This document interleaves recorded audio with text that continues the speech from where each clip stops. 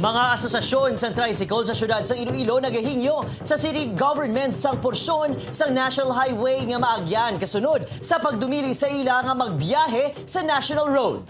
Mga driver nagpahayag nga ang bag-o nga mando ang magaresulta sang gutom sang ila pamilya. Grupo nagaplano nga istoryahon ng alkalde agud mag-apela sa city government. Yaring balita nga atong gintutukan. Nagpautwas ang sentimiento ang mga nagkalain-laing nga asosasyon sang tricycle sa syudad sang Iloilo sa Iloilo Freedom Grandstand. Kalabanan sa ila na kumpiska ang tricycle sa ginpatigayon nga operasyon sang Public Safety, Transportation and Management Office bangod nagsulod sa National Road nga ginadumilian santo sa mando sang Department of the Interior and Local Government. Problemado ang maini kung sa diin maagi bangod nagsugod na ang pagbantay kag pagdakop sa ila kahapon. Bangod limitado ang biyahe, apektado ang ila nga palangitan-an. Gani hinyo nila sa syudad nga hatagan kun tani sila sang maagyan nga porsyon sa National Road. Kung pwede abe, matagaan kami sa isa ka lane lang sa National Road nga makaagi kami.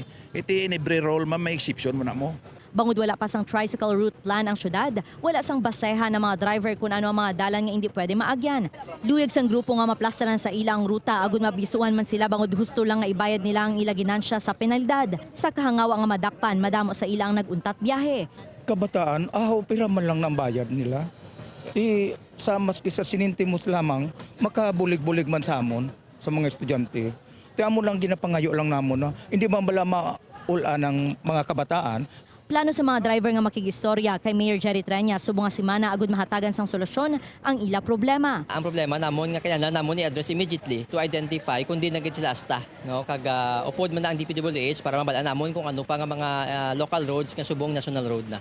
Upod kay Romel Porquia, Zen Kinantang, One Western Visayas.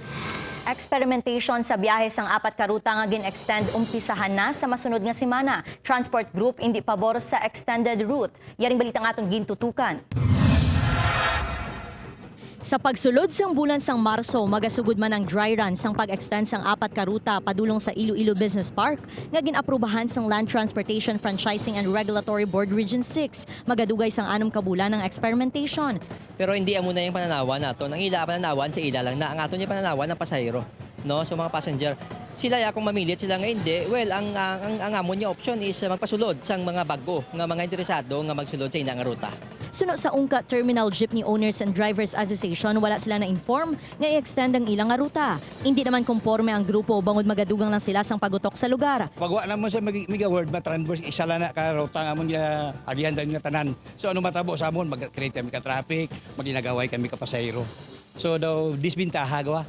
Dugang pa sang Utah Hoda nga madamo ang maapektuhan nga mga pasahero bangod hindi na nila maagyan ang iban nga naandan nga ruta. Apang bisan pa nga wala sila nagapabor, ginapreparahan na nila ang extended route. Hindi man nato na sila pwede lubagon kung anong gusto nila.